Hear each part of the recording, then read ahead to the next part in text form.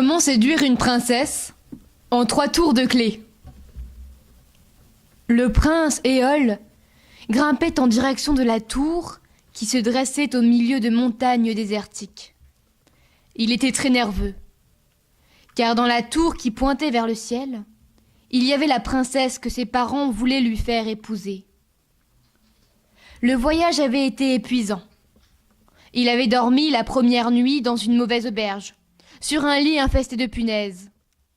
La deuxième nuit, il l'avait passée à la belle étoile, se meurtrissant le dos sur des cailloux et grelottant dans son manteau. Il se demandait si cette princesse méritait tous ces embêtements. Perdu dans ses pensées, le prince ne se rendit pas compte que 2 cavaliers venaient de mettre pied à terre, eux aussi devant la tour. « Je suis le prince Gouad. » Rugit un énorme garçon. « La princesse est à moi. »« Je suis le prince Noz. » Soupira un garçon au teint cireux. « En vérité, nous sommes arrivés tous les 3 en même temps. »« Je suis le prince Éole. Vous êtes sûr de ne pas vous tromper de tour ? » Les princesses se font rares.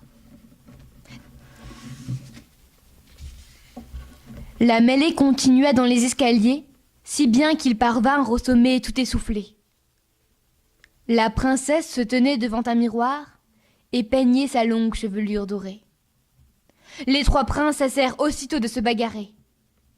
Le prince Gouad s'avança d'un pas lourd en direction de la princesse. « Un mot de vous, et je les écrabouille tous les 2. »« Ah, mais pourquoi faire ?» Le prince Noz répondit avec un sourire mielleux. « Eh bien, nous sommes venus pour vous. Vous devez faire un choix. » « Mais pas du tout. Je n'ai besoin d'aucun prince. Je suis très heureuse dans ma tour. »« On s'en va ? Elle n'a pas très envie d'être délivrée. » »« Si je reviens sans la princesse, mes parents m'écorcheront vif. » Noz aperçut alors des sacs d'or posés contre le mur, et son œil s'alluma de convoitise. « J'ai une idée. Faisons 3 lots avec ce qui se trouve dans la tour, et tirons au sort. La princesse constituera le lot principal. »« Je suis d'accord. Seulement, je n'ai aucune confiance en toi. C'est Éole qui va faire les lots. » Le prince Éole hésita. Il avait du mal à considérer la princesse comme un lot, même principal. Mais celle-ci lui chuchota à l'oreille sans que les autres s'en aperçoivent. « Tes amis vont essayer de te tromper. Écoute bien et fais-moi confiance. Compose le 2e lot avec les sacs d'or et le 3e avec les 3 clés qui sont à ma ceinture. » Éole trouva que c'étaient des lots très déséquilibrés. Mais il fit comme elle avait dit.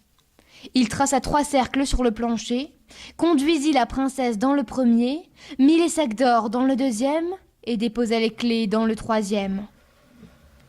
Le prince Noz cacha alors 3 pailles dans sa main. Le prince Gouad tira sur la première et la coupa avec son ongle. « La princesse est à moi. » Noz fit la même chose avec la 2e et se précipita sur l'or. Éole, lui, regarda son brin de paille en se disant que ce bout d'herbe valait peut-être davantage que les clés dont il venait d'hériter. Lorsque les 3 princes sortirent de la tour, ils découvrirent que les chevaux s'étaient enfuis, emportant avec eux les réserves d'eau, ce qui dans le désert était un vrai problème. « Il y a forcément un puits quelque part. Dis-nous où il se trouve. »« S'il vous plaît, Je connais une source tout près d'ici où je vais pour boire et me laver. » répondit la princesse en montrant un tas de rochers. Grommelant, Gouad attacha la princesse avec une corde et ils commencèrent à marcher. Noz se tordait les mains. Son trésor était trop lourd. Il dut se contenter de 3 sacs d'or qu'il chargea péniblement sur ses épaules. Éole se dit alors qu'il s'était peut-être fait gruger tout à l'heure en remportant un modeste trousseau de clés. Mais il était pour l'instant le moins à plaindre des 3. Lorsqu'ils arrivèrent devant la source, ils découvrirent qu'elle était protégée par une porte scellée dans le rocher. « Ce n'est pas une stupide porte qui va m'empêcher de boire. » rugit le prince Gouad en se jetant dessus et en la secouant de toutes ses forces. Laisse-moi faire. dit le prince Noz en sortant de sa poche un morceau de fil de fer et en s'attaquant à la serrure sans plus de succès. La princesse attira alors l'attention du prince Éole et lui souffla à l'oreille. La clé! Éole sortit les clés de sa poche et introduisit la plus usée dans la serrure, qui céda aussitôt. Gouad et Noz, assoiffés, voulurent accéder à la source. Mais, suivant les conseils judicieux de la princesse, Éole les en empêcha. « C'est ma clé qui a ouvert la porte. Si vous voulez entrer, il faut me donner quelque chose en échange. » Une raclée! Inutile d'en arriver là. Nous avons tous les deux quelque chose à donner à Éole. Accompagnant ses propos, il se délesta d'un sac de pièces d'or. Gouad haussa les épaules, ôta son manteau et le jeta aux pieds d'Éole. Enfin, tous les quatre purent boire l'eau de la source jusqu'à plus soif. La nuit tomba. Ils décidèrent de la passer à proximité de la source. Éole s'approcha de la princesse et lui tendit la main. « Je crains que les nuits soient fraîches. » Merci. Éole eut du mal à s'endormir. Il entendait les dents de Gouad claquer de froid. Le lendemain, ils se remirent en route. Gouad, qui n'avait pas fermé l'œil de la nuit, était d'une humeur massacrante. « Je connais un raccourci. » annonça la princesse, qui avait, elle, très bien dormi grâce au manteau. « Nous y serons à l'abri de la chaleur. » C'est une bonne idée. Gémit le prince Noz, qui transpirait sous la morsure du soleil et le poids des sacs d'or. Guidés par la princesse, ils pénétrèrent dans une forêt touffue et profitèrent de l'ombre fraîche. Mais lorsqu'arriva le soir, ils entendirent des hurlements. « C'est quoi ça?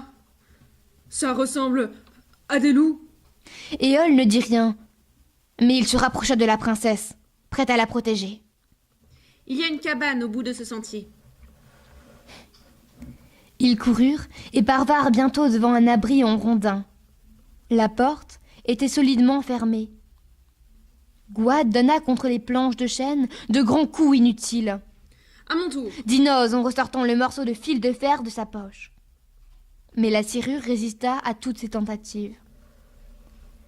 Éole n'eut pas besoin des encouragements de la princesse. Il sortit les 2 clés qui lui restaient et introduisit la plus petite dans la serrure. Le prince Gouad et le prince Noz, soulagés, se précipitèrent pour entrer. Mais, comme la veille devant la source, Éole leur barra le chemin. « C'est ma clé qui a ouvert la porte. Si vous voulez entrer, il faut me donner quelque chose en échange. » Noz gémit, mais il était trop lâche pour protester. Et il abandonna à Éole un 2e sac d'or. Gouad gronda, mais les hurlements qui se rapprochaient le convainquirent d'enlever ses bottes et de les donner sans attendre à Éole. Ils se barricadèrent dans la cabane juste avant l'arrivée des loups. Éole s'approcha de la princesse et lui tendit les bottes. « J'ai vu que vous boitiez aujourd'hui. Vos chaussures sont très jolies, mais elles ne sont pas faites pour marcher. » « Merci. » Comme la nuit dernière, Éole ne dormit que d'un œil. Il entendit les loups qui grattaient à la porte et les souris qui grignotaient les orteils de Gouad. Ils reprirent leur marche le lendemain. « Ce chemin n'en finit pas. » se plaignit Noz qui s'accrochait à son dernier sac d'or. « Je connais un raccourci qui nous fera quitter la forêt. » proposa la princesse, qui avançait bien plus aisément depuis qu'elle avait changé de chaussures. C'est une bonne idée. Grommela le prince Gouad, qui souffrait terriblement à cause des épines qui piquaient ses pieds nus. Ils empruntèrent un défilé étroit, serpentant au milieu des falaises. Une porte gigantesque apparut bientôt au détour d'un virage, leur barrant le passage. Gouad et Noz se laissèrent tomber au sol. « On sait très bien ce que tu vas nous dire. Si vous voulez entrer, il faut me donner quelque chose en échange. Alors, ouvre la porte avec ta clé et prends la princesse en échange. Mais par pitié, que ce cauchemar s'arrête. Adieu, mon or. » pleura le prince Noz en donnant à Éole son dernier sac. Le prince Éole prit la 3e clé et l'introduisit dans la serrure. De l'autre côté de la porte, il y avait un géant, habillé de plaques de fer et de peaux de bête, avec du poil dans les oreilles et de petits yeux cruels. Il s'appuyait sur une énorme massue tout hérissée de clous. « Tiens donc, voyez qui vient me rendre visite. Une damoiselle et 3 damoiseaux. » dit-il d'une voix terrible, en dévoilant des dents aiguisées et pointues. Les 3 princes poussèrent un cri. « Vous allez nous manger ?»« Vous manger? Quelle drôle d'idée! Je suis le gardien de la porte. Si vous voulez entrer, il suffit de me donner quelque chose en échange. » « Je possède 3 sacs d'or. Est-ce que cela suffira pour la princesse et pour moi ?» Le géant hocha la tête et prit l'or. « Je peux vous payer avec mes bottes et mon manteau. Pour ce prix-là, tu as seulement le droit de repartir d'où tu viens. » Le prince Noz abandonna au géant ses bottes et son manteau et s'enfuit dans le défilé sans demander son reste. « Et toi ?» dit le géant en s'adressant à Gouad, qui cherchait à se faire tout petit. « Moi, c'est que je n'ai plus rien. »« Plus rien? Bah, ce n'est pas grave. Vous allez me laisser partir ? » ?»« Bien sûr que non. Mais j'ai besoin d'un serviteur pour balayer ma grotte et faire ma vaisselle. » Il attrapa le prince Gouad et, indifférent à ses cris, l'amena avec lui dans les rochers.